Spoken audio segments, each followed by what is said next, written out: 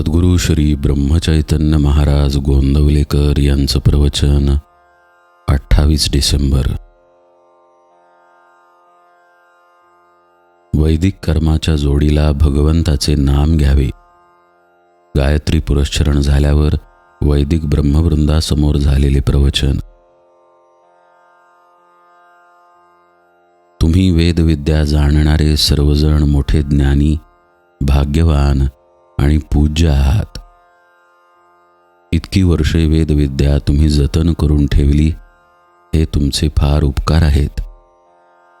तुमची योग्यता खरोखर मोठी आहे. त्याच्या उलट माझी स्थिती आहे. मी एक अज्ञ मनुष्य आहे.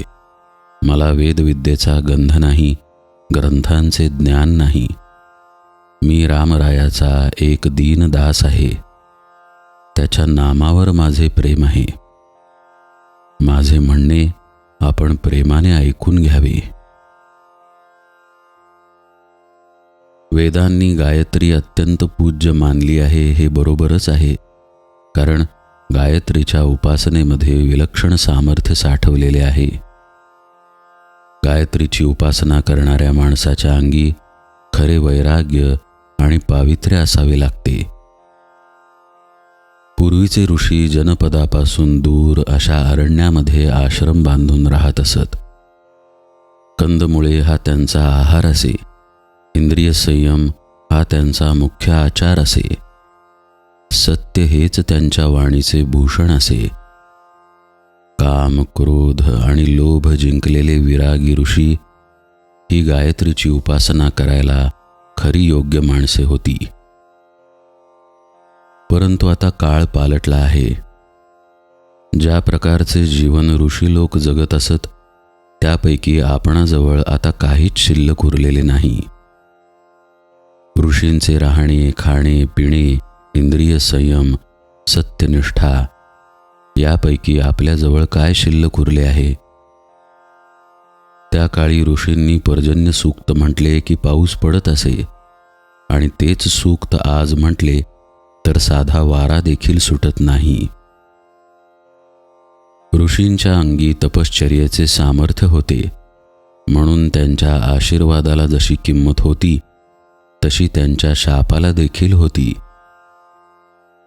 जीवनाबद्दल पूर्वी असणारी निष्ठा आज बदलली आहे.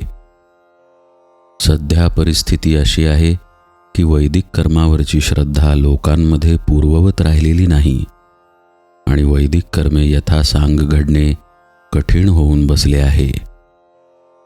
अशा स्थितीत आपल्याला शक्य आहे तितके वैदिक कर्म करावे, परंतु चित्तशुद्धी होण्यासाठी त्यावर पूर्णपणे विसंबून न राहता त्या कर्माच्या जोडीला भगवंताचे नाम घ्यावे. सध्याच्या परिस्थितीत संयमाची बंधने सुटत चालली, म्हणून संतांनी कळवळून नाम घ्या असे सांगितले. नाम हे आगंतुक नाही. आदिनारायणाने वेद सांगण्याच्या वेळी जो ओमचा ध्वनी केला ते नाम होय. म्हणून आपणा सर्वांना माझी विनंती अशी की आपण नाम घेत जावे.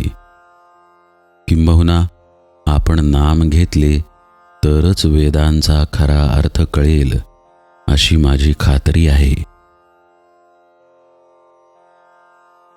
वैदिक कर्मांना आहार विहाराची बंधने आहेत, भगवंताच्या नामाला ती नाहीत.